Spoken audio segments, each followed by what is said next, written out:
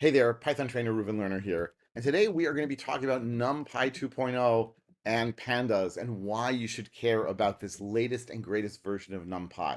But before we talk about NumPy, let's talk about Python in general. So many people, when they take my intro Python classes, if they're coming from another language, they ask me, how many bits is a Python integer? And it's normal for them to ask this because if I say in a language like C, x equals 1000, granted in C I would need a semicolon, but let's ignore that. If I say x equals 1000, what that means is that x is actually an alias to a location in memory, and I want to stick the number 1000 into that location in memory. So it's really important to know how big the variable is, because how much memory have we allocated, and how big is the value? Will it actually fit in there? But in Python, we have a radically different view of things. 1000, like all integers, like all values in Python, is an object. It's an object that manages its own memory. And so basically, x, the variable, is not a memory location. It's a name that's referring to a value somewhere else in memory. And so if I want to, I can, as long as the value exists, I can have a variable refer to it. So x equals 1000, totally fine. X equals x to the 100th power, totally fine. X equals x to the 100th power again, also totally fine. I don't need to think about or worry about the number of bits that I have available for integers because we don't think in those terms. An integer is an object. It takes up some memory. Obviously, larger integers take up more memory than smaller integers. But at the end of the day, the number of bits just isn't something I have to think about or worry about. I can basically create an integer that is as large as or almost as large as the amount of memory I have in my computer. Don't do that. Please don't do that. But in theory, I could do such a thing. Things change radically and completely, though, when I start using NumPy or when I use Pandas, which uses NumPy for its data storage. Basically, NumPy is efficient and fast because it uses C data types, what we call dtypes in the world of NumPy and Pandas.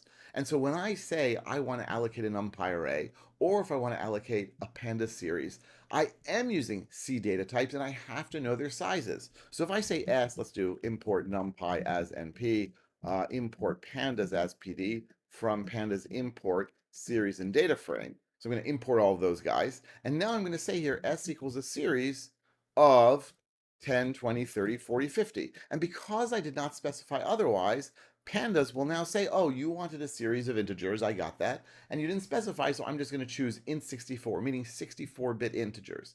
That means that I can have any number from, well, basically divide it in half because it's signed. So half of those numbers, 32 bits worth, are below 0, and half of those numbers, 32 bits worth, are above 0. So if you're counting up to 2 to the 32nd power, or down to minus 2 to the 32nd power, then you should be just fine. All right? So if I now say s plus 3, that works just fine. What does it do? It broadcasts the operation, the addition operation. S plus 3 is added to everything here, and we get back a new series, the series 13, 23, 33, 43, 53, with again int64. But is using int64 always the best idea? And the answer is no, because a great way to just willy-nilly waste memory in NumPy or in Pandas is to use a big dtype. What if you know that's always going to be small numbers? What if you're using people's ages, for example? Then you could probably get away with 8 bits. 8 bits because it goes up to 127 and minus 128. So I can say here s equals a series of 10, 20, 30, 40, 50. And then I say dtype equals int 8. Hey, that's great. We've now saved a lot of memory. Now, if I only have 5 elements here, who cares? But if I have a billion elements, that already adds up, and that's going to save us a ton of memory. And because Pandas works in memory, right, it doesn't cache things in the disk, and so you use virtual memory and so forth, this is good. And so now if I say s plus 3, oops, I didn't want to do that. I wanted to do s plus 3. Okay. Oh, goodness. Sign it again. There we go, s plus 3, and now we get the same thing as before, but notice we still have a dtype of int 8. What if I add something bigger, though? What if I add s plus, like, 120? What's going to happen then? And the answer is I get really weird results, at least if you don't know what's going on behind the scenes. It added 120 to each of my numbers, so 120 plus 10 is 130, but 130 is too big. it won't fit into 8 bits, at least not if we have signed integers, both negative and positive. And so it does what old video games would do and what old cars would do, which is wrap around back to 0, or actually in this case, wrap around back to negative numbers, and then keep going up from there. Now, is this good? Not really. Would it be nice to get a warning? Yes, it would. But have people gotten used to this in the world of NumPy and Pandas? Mostly, kind of, sort of. Right? This is the sort of behavior that we expect to see. Again, it's not necessarily great behavior, but it is the behavior we expect to see. What if I add something even larger? Remember, I did not modify my series. I just did s plus 120. What if I say s plus 1000? What's going to happen then? And this is even more surprising to people that it actually works. How did this work? Well, S, when we said plus 1000 to it, it looked to its right. It looks to that number and says, wait, that number 1000, that will not fit into 8 bits. And so what we're going to do is we're going to promote the series. Instead of being int 8, it's going to be int 16. And now we should be fine. Now we should be able to fit inside of there.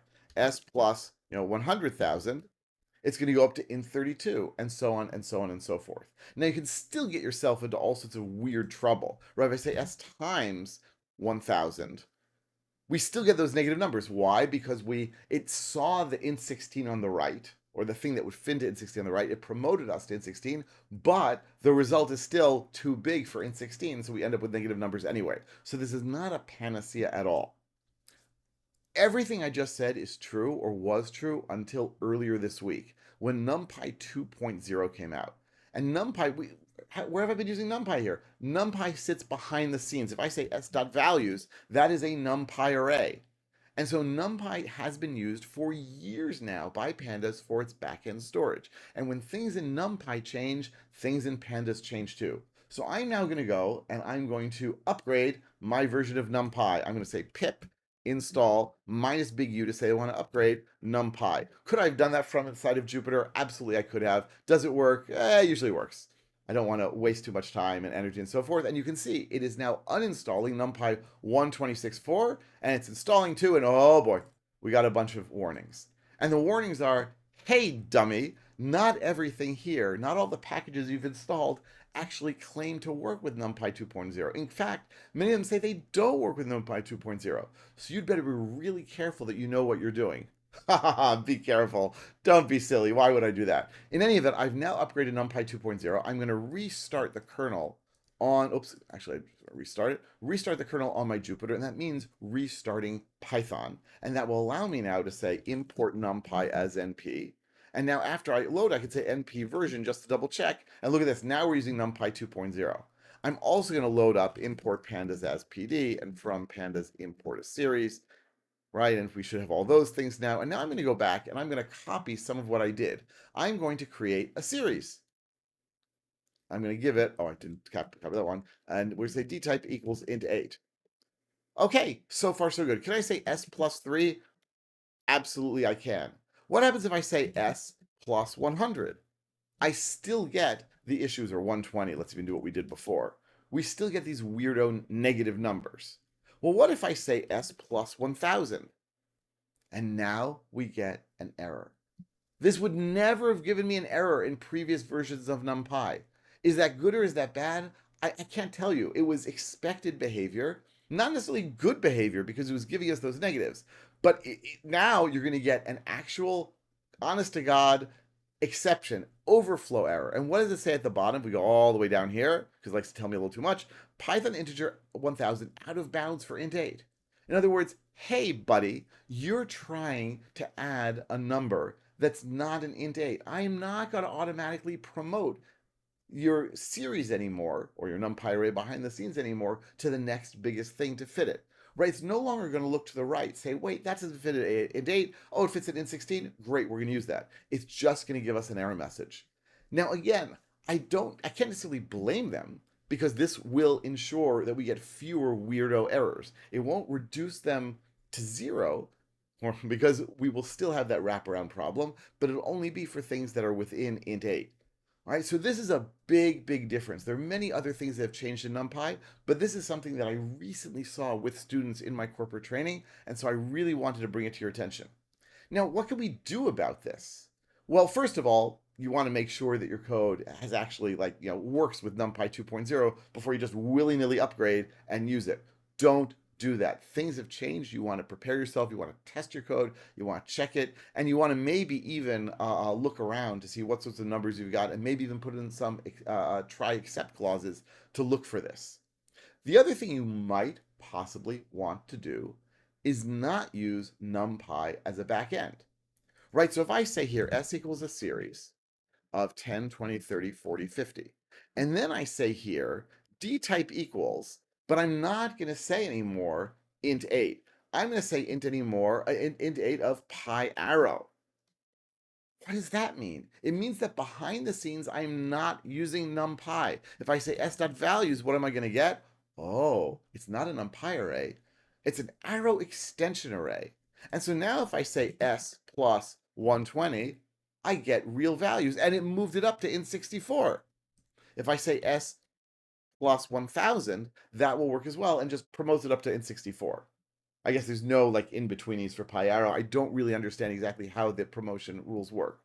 Now, why would you not use pi arrow? Pi arrow is actually really cool, very fast, saves a lot of memory, but it's still officially experimental as of this recording, as far as I know, and it's not as fast as NumPy on certain things. And other things, it's way faster. So it's like 6 of one, half a dozen of the other, but it does not suffer from these sorts of issues. So, bottom line, be aware before you upgrade to NumPy 2.0. When you do upgrade, before you upgrade, when you upgrade, be careful. Check to see that's doing what you expect.